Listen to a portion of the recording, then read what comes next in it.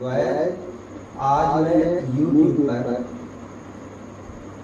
Physics class 12 physics का आज से मैं अपनी क्लासेस शुरू कर रहा हूँ और इस क्लास में आपको बिल्कुल क्लासरूम जैसी सुविधाएं मिलेंगी।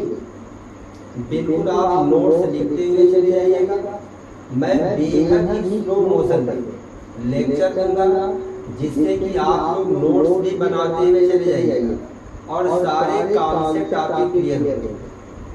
तो आज से मैं अपना क्लास फिजिक्स का 12th का मैं स्टार्ट कर रहा हूँ और आज का जो मेरा पहला जो टॉपिक होगा ये है इलेक्ट्रिसिटी। अब आप लोगों के दिमाग में ये बातें आ रही होंगी कि ये इलेक्ट्रिसिटी है क्या। तो देखिए इसे दो पार्टों में आप तोड़ दीजिए, electric plus city. Electric means electron, city means normally शहर के रूप में आप लीजिए। इलेक्ट्रॉन पर होता है चार्ज, सिटी मीन्स शहर। इसका मीन्स ये है कि इलेक्ट्रिसिटी जो है यह सिटी या चार्ज है, मतलब चार्जों का शहर। अब बच्चों आप लोगों को ये पता होगा कि चार्ज दो स्टेट में हो सकते हैं, या तो वह रेस्ट स्टेट में हो सकता है विराम अवस्था में, या तो वह मोशनल स्टेट में हो सकता है मीन्स डायनामिक स्टेट में हो सकता है। कहने का मीन्स ये है कि चार्ज दो अवस्थाओं में दो स्टेट में हो सकता है। रेस्ट में होगा तो वह कुछ डिफरेंट टाइप के फिजिकल इफेक्ट को शो करेगा, और जब वही चार्ज मोशनल स्टेट में होता है तो वह कुछ और भी डिफरेंट टाइप के फिजिकल प्रॉपर्टीज को शो करता है। इसका मीन्स ये है कि इलेक्ट्रिसिटी के दो ब्रांचेज होते हैं। पहला जो है जिसमें चार्ज रेस्ट में होता है, इलेक्ट्रिसिटी के इस ब्रांच को हम इलेक्ट्रोस्टैटिक्स कहते हैं, और जिसमें चार्ज मोशनल स्टेट में होता है, इलेक्ट्रिसिटी के उस ब्रांच को हम इलेक्ट्रोडायनामिक्स कहते हैं। जब चार्ज रेस्ट अवस्था में होता है तो ऐसी सिचुएशन में वह दो टाइप के फील्ड को प्रोड्यूस करता है। पहला है इलेक्ट्रिक फील्ड, दूसरा है ग्रेविटेशनल फील्ड।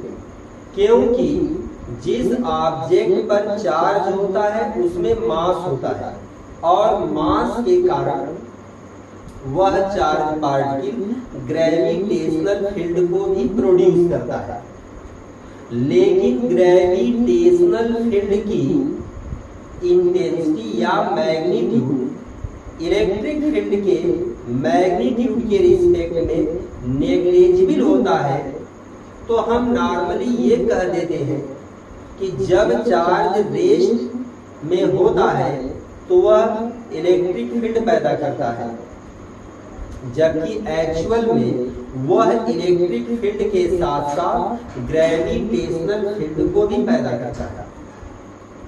लेकिन जब वही चार्ज मोशनल स्टेट में आता है तो उसमें मास है तो वह ग्रेविटेशनल फील्ड को भी प्रोड्यूस करेगा। चार्ज है तो वह इलेक्ट्रिक फील्ड को भी प्रोड्यूस करेगा। लेकिन जब वही चार्ज एक सर्टेन डायरेक्शन में मोशन करता है तो अब उस चार्ज के कारण करंट भी पैदा हो जाता है, और इस करंट के कारण मैग्नेटिक फील्ड भी पैदा हो जाता है। अब आप ये कह सकते हैं कि जब चार्ज मोशनल स्टेट में होता है तो यह ग्रेविटेशनल फील्ड, इलेक्ट्रिक फील्ड और मैग्नेटिक फील्ड तीन फील्डों को पैदा करता है।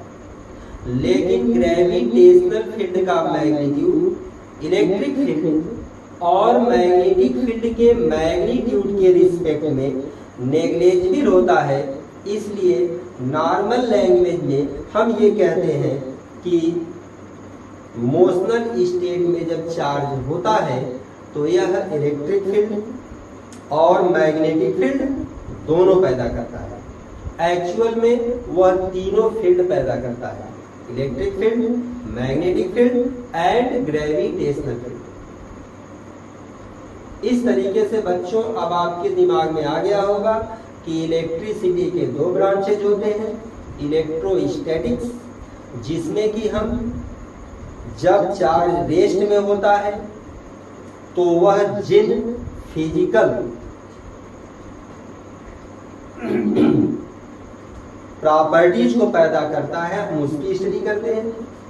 और इलेक्ट्रोडायनामिक्स, इसमें जब चार्ज मोशनल स्टेट में होता है तब वह जिन फिजिकल काजेज को पैदा करता है हम उसकी स्टडी करते हैं। उम्मीद है कि आप लोगों के दिमाग में ये बातें आ गई होंगी। तो अब हम लोग आगे चलते हैं। अब बच्चों आपके दिमाग में ये बात आ रही होगी ये चार्ज क्या है, तो आप समझ लीजिए चार्ज जो है यह किसी भी ऑब्जेक्ट में पैदा होने वाला वह सेंसेशन है या वह प्रॉपर्टी है जिसके कारण वह ऑब्जेक्ट अदर ऑब्जेक्टों को या तो अट्रैक्ट करता है या रिपेल करता है। इसका मीन्स ये है कि हम ये कह सकते हैं charge is a sensation produced in an object due to which that body attract और रिपेल टू अनदर ऑब्जेक्ट। अब ये चार्ज बच्चों दो टाइप का होता है, बहुत पहले से आप लोगों को पता होगा, पॉजिटिव चार्ज और नेगेटिव चार्ज। अब नॉर्मली हम लोग ये जानते हैं कि लाइक चार्जेज एक दूसरे को रिपेल करते हैं जबकि अनलाइक चार्जेज एक दूसरे को अट्रैक्ट करते हैं। लेकिन कुछ स्पेसिफिक सिचुएशन में, विशिष्ट परिस्थितियों में लाइक चार्जों में भी अट्रैक्शन होता है। जब एक ऑब्जेक्ट पर चार्ज का मैग्नीट्यूड दूसरे ऑब्जेक्ट पर चार्ज के मैग्नीट्यूड से बहुत बड़ा होता है तो ऐसी सिचुएशन में लाइक चार्जेज भी एक दूसरे को अट्रैक्ट कर सकते हैं। इसलिए दिमाग में रखिएगा कि लाइक चार्जेज ऑलवेज एक दूसरे को रिपेल करते हैं, ये स्टेटमेंट सही नहीं है। Like charges may be repel to each other, but in the some cases like charges may attract to each other. Clear? Unlike charges always attract to each other. बच्चों ये बात दिमाग में आ गई होगी। मैं अपना सारा स्टेटमेंट स्लो मोशन में बोल रहा हूं, आप लोग इसको नोट्स के रूप में लिख लीजिएगा।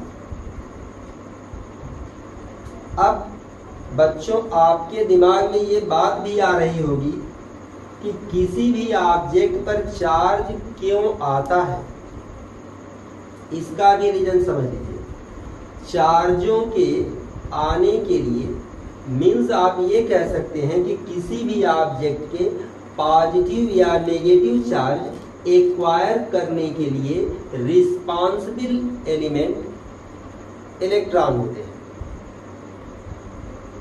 जब किसी ऑब्जेक्ट पर इलेक्ट्रॉनों की डिफिशियंसी होती है तो वह ऑब्जेक्ट पॉजिटिव चार्ज गेन करता है, और जब ऑब्जेक्ट पर इलेक्ट्रॉनों का एक्सेस होता है तो उस ऑब्जेक्ट पर नेगेटिव चार्ज आता है। कहने का मीन्स ये है कि excess of electron on any object will represent negative charge and deficiency of the electron on any object will represent positive charge on that object. अब आप देखिए कैसे और क्यों, इस प्रोसेस को आप इस फिगर से समझने का प्रयास कीजिएगा। आप लोगों को ये पता होगा कि एटम क्या होते हैं, न्यूट्रल होते हैं। तो आपने नॉर्मली इस बात को सुना होगा कि एटम में जितने पॉजिटिव प्रोटॉन होते हैं उतने ही संख्या में नेगेटिव इलेक्ट्रॉन होते हैं, जिससे एटम पर नेट चार्ज शून्य होता है। इस तरीके से हम लोग ये कह देते हैं कि एटम न्यूट्रल है।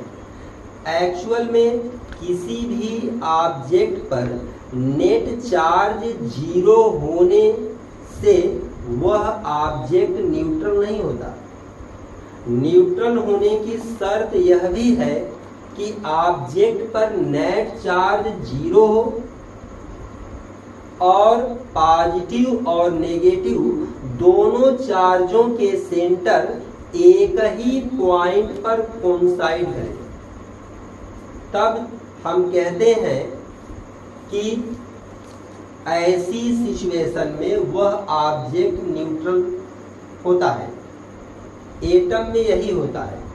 एटम में नेट चार्ज 0 होता है और पॉजिटिव तथा नेगेटिव चार्ज दोनों के सेंटर एक ही पॉइंट पर कोइंसाइड करते हैं। यही रीजन है कि एटम न्यूट्रल होता है।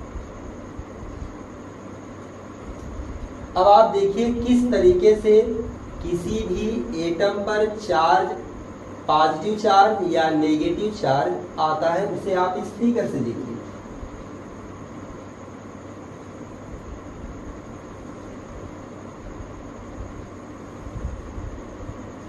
देखिए ये एटम के अंदर न्यूक्लियस है और ये एटम के बाहर जो है ये सर्टेन ऑर्बिट्स है, जिसमें कि इलेक्ट्रॉन सर्कुलर मोशन करते हैं।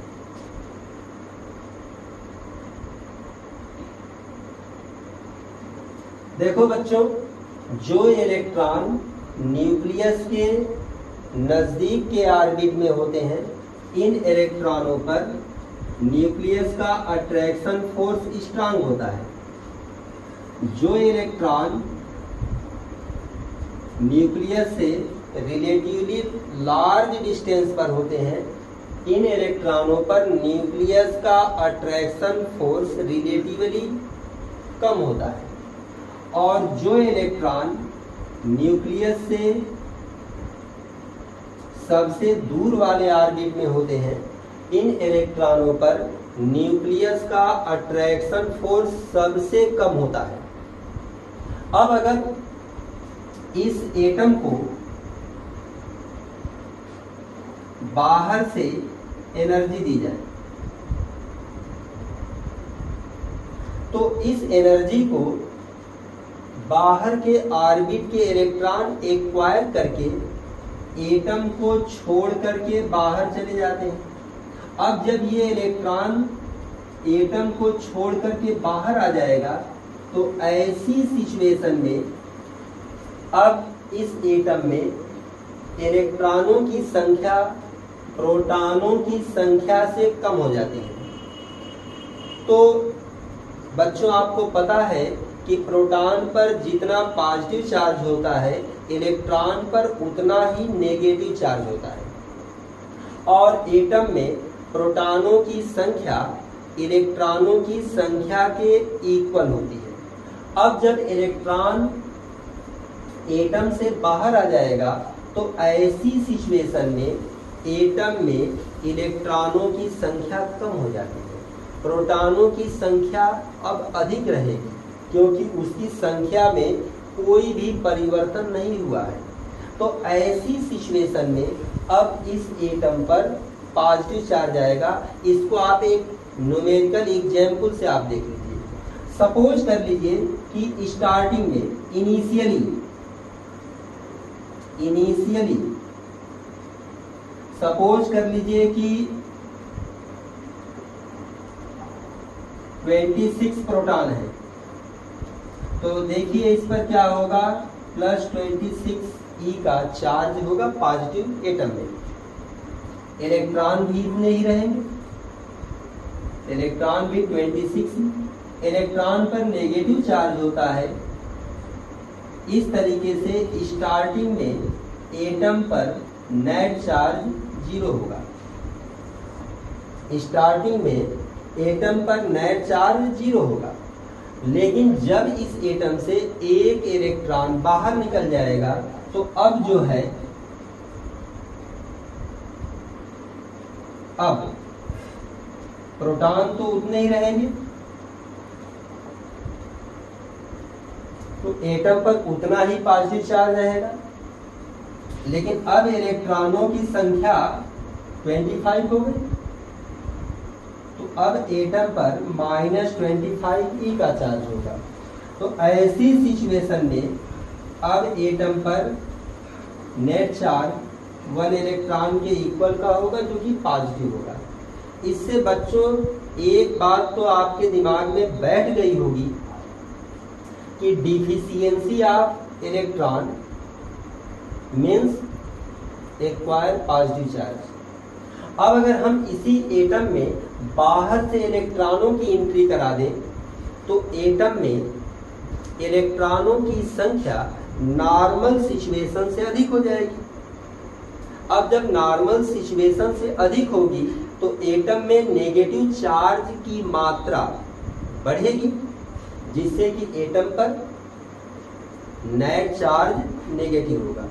कहने का मीन्स ये है कि deficiency of electron means positive charge and excess of electrons means negative charge. अब क्वेश्चन ये उठता है कि अब अगर एटम से 2 इलेक्ट्रॉन बाहर निकल जाएंगे तो ऐसी सिचुएशन में when two electrons are comes out from atom, तो अब आप देखिए प्रोटॉन की संख्या तो उतनी रहेगी, लेकिन इलेक्ट्रॉन की संख्या अब 24 हो जाएगी। तो अब एटम पर नेट चार्ज 2 इलेक्ट्रॉन के बराबर का पॉजिटिव चार्ज होगा। कहने का मीन्स ये है कि अब बच्चों आपके दिमाग में ये बात अच्छी तरीके से आ चुकी होगी कि पॉजिटिव चार्ज और नेगेटिव चार्ज एक्वायर होने के लिए रिस्पॉन्सिबल एलिमेंट क्या होते हैं। दिमाग में आ गया होगा, इलेक्ट्रॉन होते हैं। अब अगर हम किसी कंडक्टर की बात करते हैं, फॉर कंडक्टर की बात करते हैं, तो सपोज कर लो बच्चों कि ये कंडक्टर ए है और ये है कंडक्टर बी। नॉर्मल सिचुएशन में ये दोनों ही कंडक्टर न्यूट्रल हैं। इसका रीजन ये है कि किसी भी कंडक्टर में जब एटम से इलेक्ट्रॉन बाहर चले जाते हैं तो एटम का जो रिमेन पार्ट बचता है इसे हम पॉजिटिव आयन कहते हैं, इसे हम पॉजिटिव आयन कहते हैं। तो जब ये इलेक्ट्रॉन बाहर चले जाएंगे कंडक्टर के अंदर, तो ये कंडक्टर के भीतर जितनी संख्या में पॉजिटिव आयन होंगे उतनी ही संख्या में नेगेटिव फ्री इलेक्ट्रॉन भी होंगे। कंडक्टरों में बिल्कुल यही होता है। किसी भी कंडक्टर में जितने स्टेबल पॉजिटिव आयन्स होते हैं, किसी भी कंडक्टर में जितने पॉजिटिव स्टेबल आयन्स होते हैं उतने ही संख्या में नेगेटिव फ्री इलेक्ट्रॉन भी होते हैं। ये किसी भी कंडक्टर के लिए ट्रू है।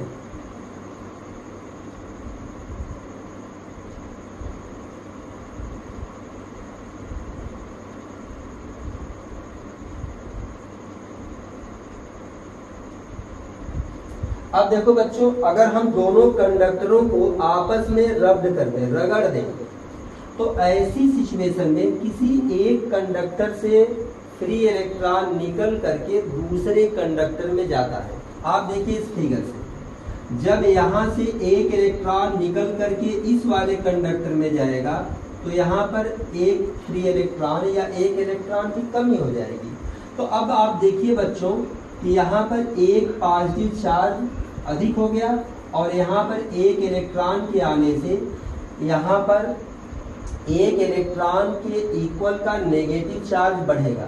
कहने का मतलब ये है कि पहले वाले कंडक्टर पर एक इलेक्ट्रॉन के इक्वल का पॉजिटिव चार्ज आएगा और दूसरे वाले कंडक्टर पर एक इलेक्ट्रॉन के इक्वल का नेगेटिव चार्ज आएगा। अब अगर इस कंडक्टर से दो इलेक्ट्रॉन इसमें एंट्री कर गए तो देखो बच्चों, अब यहाँ पर दो इलेक्ट्रॉन कम हो गए, मतलब दो इलेक्ट्रॉनों के इक्वल का पॉजिटिव चार्ज इसमें बढ़ेगा। तो कहने का मतलब ये है कि कंडक्टर ए पर अब दो इलेक्ट्रॉनों के इक्वल का पॉजिटिव चार्ज आएगा और कंडक्टर बी पर दो इलेक्ट्रॉनों के इक्वल का नेगेटिव चार्ज आएगा। और इसी तरीके से अगर कंडक्टर ए से कंडक्टर बी में n इलेक्ट्रॉन जाते हैं तो कंडक्टर ए पर n इलेक्ट्रॉनों के इक्वल का पॉजिटिव चार्ज आएगा और कंडक्टर बी पर n इलेक्ट्रॉनों के इक्वल का नेगेटिव चार्ज आएगा। इस तरीके से हम कह सकते हैं कि किसी भी कंडक्टर पर चार्ज की वैल्यू क्या होगी इलेक्ट्रॉनिक चार्ज के टर्म में। इसका फार्मूला हो गया therefore value of charge in terms of electronic charge E, Q is equal to NE, Q is equal to NE। इस फार्मूले से हम कंडक्टर पर चार्ज की वैल्यू को फाइंड कर लेंगे। अब चार्ज किस नेचर का है, पॉजिटिव है या नेगेटिव, इसकी पहचान हम डिफिशियंसी या एक्सेस के बेस पर करते हैं। अगर किसी कंडक्टर पर इलेक्ट्रॉनों की डिफिशियंसी है तो हम कहेंगे उस कंडक्टर पर पॉजिटिव चार्ज है, और अगर किसी कंडक्टर पर इलेक्ट्रॉनों का एक्सेस है तो हम ये कहेंगे कि उस कंडक्टर पर नेगेटिव चार्ज है। तो याद रखिएगा कंडक्टर पर चार्ज का नेचर क्या है, इसकी पहचान आप एक्सेस या डिफिशियंसी के बेसिस पर कीजिएगा। इस फार्मूले से हम मैग्नीट्यूड को कैलकुलेट करते हैं। तो अभी हम लोगों ने पढ़ा है Q is equal to N। अब हम लोग यहाँ पर देखेंगे E इलेक्ट्रॉनिक चार्ज है और आप लोगों को मालूम होना चाहिए कि E की जो वैल्यू होती है ये होती है 1.6 इंटू 10⁻⁻19 गुना। ये वैल्यू है बेटा, ये चिन्ह नहीं है। यहाँ पर आपको माइनस या प्लस लगाने की कोई ज़रूरत नहीं है। अब देखो ये तो कांस्टेंट है और यहाँ पर n क्या है, एक कंडक्टर से दूसरे कंडक्टर में जाने वाले इलेक्ट्रॉनों की संख्या है। अब आप लोगों को ये मालूम होगा कि एक कंडक्टर से दूसरे कंडक्टर में जो इलेक्ट्रॉन जाते हैं वो निश्चित रूप से नेचुरल नंबर में होते हैं, काउंटिंग नंबर में होते हैं। 1 2 3 4 5 6 1 2 3 4 एंड 5।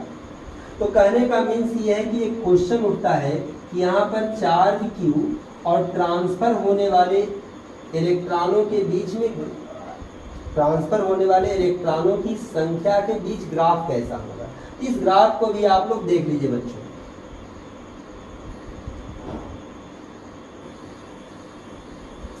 एक्स एक्सिस पर हम लोग ट्रांसफर होने वाले इलेक्ट्रॉनों की संख्या ले रहे हैं और वाई एक्सिस पर चार्ज को ले रहे हैं। इधर पॉजिटिव चार्ज, इधर नेगेटिव चार्ज। ये है 1 2 3 4 5 ऐसे कर दीजिए। ये +1E plus 2e plus 3e, इधर है -1e -2e -3। अब देखो बच्चों, जब कंडक्टर से एक इलेक्ट्रॉन दूसरे कंडक्टर में गया तो एक कंडक्टर पर एक इलेक्ट्रॉन के इक्वल का पॉजिटिव चार्ज आया, दूसरे पर एक इलेक्ट्रॉन के इक्वल का नेगेटिव चार्ज आया। जब कंडक्टर ए से कंडक्टर बी में 2 इलेक्ट्रॉन जाएंगे तो कंडक्टर ए पर 2 इलेक्ट्रॉनों के इक्वल का पॉजिटिव चार्ज और कंडक्टर बी पर 2 इलेक्ट्रॉनों के इक्वल का नेगेटिव चार्ज आएगा। 3 इलेक्ट्रॉन तो कंडक्टर ए पर 3 इलेक्ट्रॉनों के इक्वल का पॉजिटिव चार्ज, कंडक्टर बी पर 3 इलेक्ट्रॉनों के इक्वल का नेगेटिव चार्ज आएगा। कहने का मतलब ये है कि जो इलेक्ट्रॉन ट्रांसफर हो रहे हैं इनकी संख्या काउंटिंग नंबर में है, 1 2 3 में, तो चार्ज भी केवल इसी फॉर्म में आएंगे। यही कारण है कि Q और N के बीच में जो ग्राफ होगा ये पॉइंटेड ग्राफ होगा, ये स्ट्रेट लाइन नहीं होगा। अब इस पर एक एग्जाम्पल देख लिया जाए कि चार्ज की वैल्यू को हम कैसे कैलकुलेट करेंगे। सपोज कर लीजिए कि कंडक्टर ए से कंडक्टर बी में जाने वाले इलेक्ट्रॉनों की संख्या, नंबर ऑफ इलेक्ट्रॉन्स की संख्या सपोज कर लीजिए 5 × 10⁻18 है। कंडक्टर ए से कंडक्टर बी में जाने वाले इलेक्ट्रॉनों की संख्या ये है। तो देखा जाए कि इन कंडक्टरों पर चार्ज की वैल्यू क्या होगा और उसके नेचर क्या होंगे। तो देखिए, कंडक्टर ए से कंडक्टर बी में इलेक्ट्रॉन जा रहे हैं तो कंडक्टर ए पर पॉजिटिव चार्ज आएगा और कंडक्टर बी पर नेगेटिव चार्ज आएगा। आइए जरा देखते हैं हम लोग चार्ज की वैल्यू। Q = यानी n है 5 × 10⁻18, E की वैल्यू 1.6 × 10⁻−90। मल्टीप्लाइड कर लीजिए, 1.6 में 5 का मल्टीप्लीकेशन करेंगे आएगा 8.0 और इसमें मल्टीप्लीकेशन करेंगे तो यह आ जाएगा 10⁻−1। इसको जब आप नीचे लेके आएंगे तो 8/10 दैट इज 0.8 कूलम। तो इस तरीके से बच्चों आप ये कह सकते हैं कि कंडक्टर ए पर चार्ज की वैल्यू +0.8 कूलम और कंडक्टर बी पर चार्ज की वैल्यू -0.8 कूलम होगी। उम्मीद है बच्चों समझ में आ गया होगा। यहाँ तक मैं ये उम्मीद कर सकता हूँ कि आपको सारी बातें समझ में आई होंगी। अब हम लोग इसके बाद आगे देखेंगे law of conservation of charge. Law of conservation of charge, आवेश संरक्षण का नियम। ये क्या है? देखो बच्चों, ये लॉ यही कहता है कि net charge neither create nor destroy. Means net charge ना तो पैदा होता है और ना ही उसे हम नष्ट कर सकते हैं। इस नेचर में जहां कहीं भी चार्ज का एक्सचेंज होता है, लेन देन होता है, उन सभी जगहों पर ये रूल ऑलवेज ट्रू है। फॉर एग्जाम्पल आप यहीं पर देख लीजिए। देखिए, इन कंडक्टरों पर स्टार्टिंग में चार्ज 0 था, कंडक्टर बी पर भी चार्ज 0 था, तो दोनों कंडक्टरों पर नेट चार्ज 0 था। कहने का मीन्स ये है कि कंडक्टर ए पर और कंडक्टर बी पर चार्ज के प्रोड्यूस होने से पहले भी कंडक्टर ए और बी पर नेट चार्ज 0 था। और जब इन कंडक्टरों को हम लोगों ने रद्द कर दिया तो भी आप देखिए, इन दोनों को जब आप ऐड करेंगे तो फिर से नेट चार्ज 0 ही रहेगा। यहाँ पर भी आप देखिए, दोनों को ऐड करेंगे +2e -2e तो नेट चार्ज 0 ही रहेगा। तो कहने का मीन्स ये है कि net charge neither create nor destroy, this is law of conservation of charge. This law is applicable in all phenomena where charge exchange from one conductor to another conductor। Example के तौर पर in process of pair production and in process of pair annihilation, उन सभी जगहों पर भी law of conservation of charge बिल्कुल ही true है। उम्मीद है बच्चों दिमाग में ये बात आ गई होगी। पेयर प्रोडक्शन, पेयर एनिलेशन, इस बात को भी मैं बताऊंगा न्यूक्लियर फिजिक्स में। अभी बस इसको एक नॉर्मल एग्जाम्पल के रूप में याद रख लीजिए कि pair production, pair annihilation and exchange of charge from one conductor to another conductor in all phenomena law of conservation of charge is always true. अब इसके बाद क्वेश्चन ये आता है कि क्वांटाइजेशन ऑफ चार्ज क्या है। अब हम लोग बात कर रहे थे quantization of charge and electrostatic induction, हमें इन पर डिस्कस करना है। इसके बाद हम लोग पढ़ेंगे कूलम्स लॉ, इलेक्ट्रिक फील्ड, और उनसे रिलेटेड प्रॉब्लम को भी हम लोगों को सॉल्व करना है। मैं प्रॉब्लम भी सॉल्व कराऊंगा बहुत अधिक संख्या में, लेकिन आज के लिए बच्चों बस इतना ही। कल हमारे 2 वीडियोज और भी आपको YouTube पर मिलेंगे, जिसमें कि आपकी जो टॉपिक्स होगी वो भी जान लीजिए। कल आपका रहेगा quantization of charge, electrostatic induction, Coulomb's law,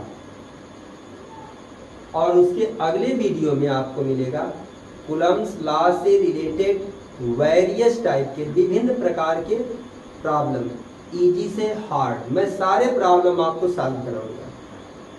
बस आप एक काम कीजिएगा बच्चों कि हमारे इस वीडियो को सब्सक्राइब कीजिएगा, लाइक कर लीजिएगा। इससे टीचर के अंदर एक एनर्जी पैदा होती है, उत्साह बनता है, वह आपको और भी अच्छी तरीके से पढ़ाएगा।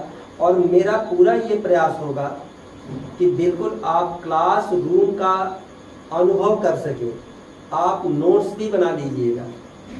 इसीलिए हम अपने इस लेक्चर को स्लो मोशन में ही बताएंगे या बोलेंगे या समझाएंगे। जो भी बातें आपको नहीं समझ में आएंगी प्लीज़ आप कमेंट में पूछ लीजिएगा, हम आपको उत्तर दे देंगे।